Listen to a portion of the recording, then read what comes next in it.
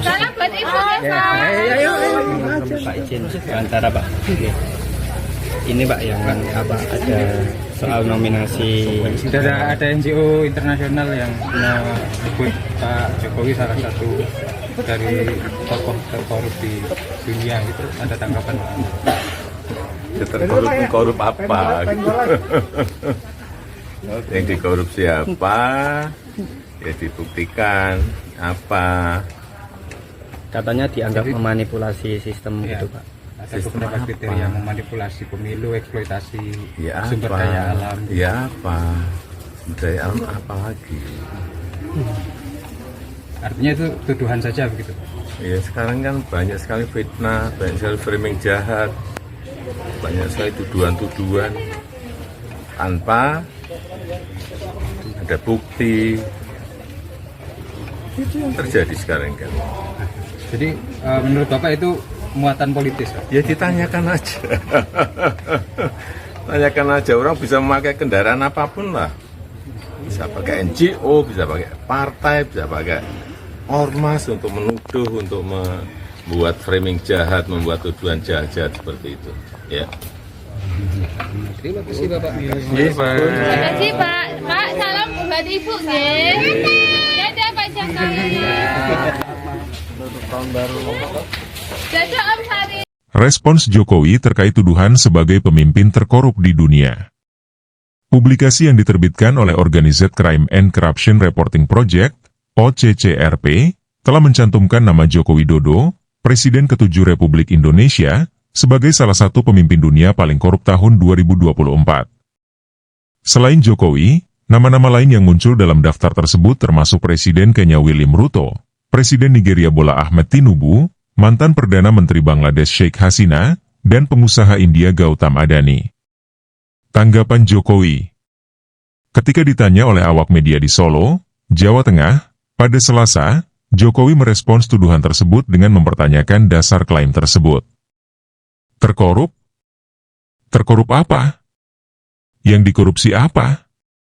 Ujar Jokowi sembari meminta pihak yang membuat tuduhan tersebut untuk menunjukkan bukti konkret. Jokowi juga menyoroti fenomena maraknya fitnah, framing jahat, dan tuduhan tanpa dasar yang beredar di era sekarang. Sekarang kan banyak sekali fitnah, banyak sekali framing jahat, banyak sekali tuduhan-tuduhan tanpa ada bukti. Itu yang terjadi sekarang kan? Lanjutnya, ketika ditanya apakah ada muatan politis di balik nominasi tersebut, Jokowi hanya melemparkan senyum dan tawa, menyiratkan bahwa tuduhan semacam itu bisa dilakukan oleh siapa saja dengan berbagai alat. Ya ditanyakan saja. Orang bisa pakai kendaraan apapun lah, bisa pakai ngo, bisa pakai partai, ucapnya. Ia juga menambahkan bahwa organisasi masyarakat, ormas, bisa dimanfaatkan untuk menyebarkan tuduhan jahat seperti itu. Bisa pakai ormas untuk menuduh, untuk membuat framing jahat, membuat tuduhan jahat-jahat seperti itu ya, imbuhnya. Latar belakang publikasi OCCRP. OCCRP adalah sebuah organisasi internasional yang fokus pada investigasi kejahatan terorganisir dan korupsi. Namun, publikasi mereka seringkali menuai kontroversi karena metode pengumpulan data dan kriteria penilaian yang dianggap kurang transparan oleh sejumlah pihak. Dalam konteks tuduhan terhadap Jokowi, publikasi ini memunculkan perdebatan di kalangan masyarakat Indonesia, mengingat sosok Jokowi selama ini dikenal dengan kebijakan-kebijakan populis dan infrastruktur yang masif. Beberapa analis menyoroti bahwa OCCRP memiliki kecenderungan untuk terlibat dalam isu-isu politik yang sensitif, dan laporan-laporannya kerap kali menjadi senjata bagi pihak-pihak tertentu. Spekulasi bahwa OCCRP memiliki afiliasi dengan lawan-lawan politik Jokowi pun mencuat. Aktivis politik Rizal Maulana, misalnya, menyebut bahwa daftar ini terkesan dirancang untuk mendiskreditkan pemimpin-pemimpin negara berkembang yang cenderung independen dari pengaruh negara-negara besar. Bukan rahasia lagi bahwa ngo seperti OCCRP sering digunakan sebagai alat tekanan politik oleh kekuatan global tertentu.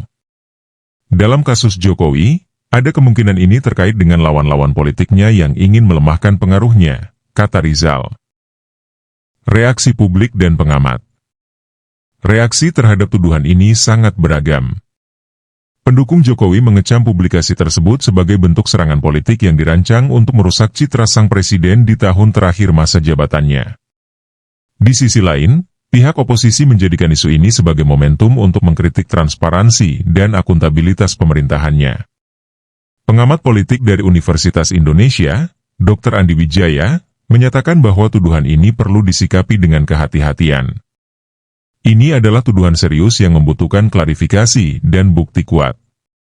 Namun, jika tidak ada bukti konkret, publikasi semacam ini dapat merusak kredibilitas lembaga yang mengeluarkan tuduhan tersebut, ujar Andi.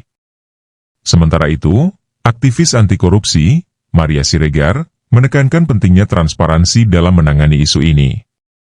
Jika memang ada bukti yang mendukung tuduhan tersebut, maka harus dipublikasikan secara terbuka. Namun, jika tidak, tuduhan ini hanya akan menjadi alat propaganda yang menciptakan polarisasi di masyarakat, katanya. Respon menohok terhadap tuduhan. Sebagai pemimpin yang dikenal dengan gaya hidup sederhana dan fokus pada pembangunan infrastruktur, tuduhan ini jelas bertentangan dengan fakta yang diketahui oleh masyarakat luas. Selama masa pemerintahannya, Jokowi berhasil mengawasi berbagai proyek besar tanpa laporan korupsi signifikan yang menyeret namanya. Tuduhan ini tidak hanya melukai reputasi Jokowi secara pribadi, tetapi juga mencederai martabat bangsa Indonesia. Jokowi sendiri telah mencatatkan sejarah sebagai presiden yang konsisten memberantas korupsi dengan meningkatkan transparansi pemerintahan, memperkuat KPK, dan mendorong efisiensi birokrasi. Dalam konteks ini, publikasi OCCRP yang menyebut dirinya sebagai terkorup tidak hanya menyesatkan, tetapi juga mencerminkan agenda tertentu yang ingin merusak citranya. Kita tahu siapa Jokowi. Seorang pemimpin yang memulai karir dari wali kota kecil, bekerja keras hingga menjadi presiden. Jika benar ada bukti korupsi, mana buktinya? Rakyat Indonesia tidak bodoh dan tidak akan mudah percaya pada tuduhan tanpa dasar, ujar salah satu tokoh masyarakat, Hendra Santoso. Mosi tidak percaya terhadap OCCRP. Tuduhan yang dilontarkan OCCRP terhadap Jokowi memicu gelombang kemarahan di kalangan rakyat Indonesia. Berbagai kelompok masyarakat, dari akademisi hingga masyarakat umum, menyatakan Mosi tidak percaya terhadap kredibilitas OCCRP. Publik menilai bahwa laporan tersebut tidak hanya mencederai nama baik Jokowi, tetapi juga berpotensi mengganggu stabilitas nasional, baik di bidang ekonomi, politik, maupun sosial. Ekonom senior, Dr. Budi Santoso, memperingatkan bahwa laporan semacam ini dapat menimbulkan keresahan di pasar internasional. Laporan ini bisa merusak kepercayaan investor terhadap Indonesia. Jika tidak segera ditangani, dampaknya bisa sangat buruk bagi perekonomian, kata Budi. Sementara itu, sosiolog Dr. Sinta Harjono menyebut bahwa tuduhan ini dapat memicu polarisasi di masyarakat. Tuduhan tanpa dasar seperti ini hanya akan memperdalam perpecahan sosial yang sudah ada, ujar Sinta. Rakyat Indonesia secara tegas mengutuk laporan OCCRP yang dinilai tidak berdasar dan penuh dengan muatan politis. Banyak yang meminta pemerintah Indonesia untuk mengambil langkah diplomatik guna menuntut klarifikasi resmi dari OCCRP. Kami mengutuk keras tindakan OCCRP yang mencoreng nama baik bangsa kami. Ini bukan hanya serangan terhadap Jokowi, tetapi juga terhadap kedaulatan dan martabat Indonesia sebagai negara, tegas Ketua LSM Nusantara Bersatu, Arief Prasetyo. Spekulasi muatan politis. Banyak yang menduga bahwa daftar OCCRP ini memiliki muatan politis, terutama menjelang tahun-tahun krusial dalam dinamika politik global. Dalam kasus Jokowi, tuduhan ini muncul di tengah transisi pemerintahan ke Presiden Prabowo Subianto, yang terpilih sebagai penerus Jokowi pada pemilu 2024. Tidak sedikit yang berspekulasi bahwa tuduhan ini bertujuan melemahkan pengaruh politik Jokowi dan sekutunya di masa mendatang. Di sisi lain, adanya kemungkinan afiliasi OCCRP dengan pihak-pihak tertentu menimbulkan kecurigaan di kalangan pengamat. Peneliti hubungan internasional, Dr. Siti Haryati, mencatat bahwa pendanaan NGO internasional seperti OCCRP seringkali berasal dari lembaga-lembaga yang memiliki agenda geopolitik tertentu. Pendanaan dan afiliasi NGO seperti OCCRP perlu ditelusuri lebih jauh. Jika terbukti ada keterkaitan dengan kelompok atau negara tertentu, maka ini bukan lagi sekadar investigasi, melainkan bagian dari strategi politik global, ungkapnya. Sebagai pemimpin yang telah menduduki kursi presiden selama 2 periode, nama Jokowi telah melekat dalam berbagai pencapaian pembangunan dan reformasi di Indonesia. Tuduhan sebagai salah satu pemimpin paling korup dunia, meskipun belum terbukti, merupakan tantangan besar yang menuntut klarifikasi dan penanganan yang bijaksana. Pada akhirnya, rakyat Indonesia diharapkan tetap bersatu, kritis, dan tidak terpengaruh oleh informasi yang belum terverifikasi, terutama jika informasi tersebut diduga memiliki muatan politis yang kuat.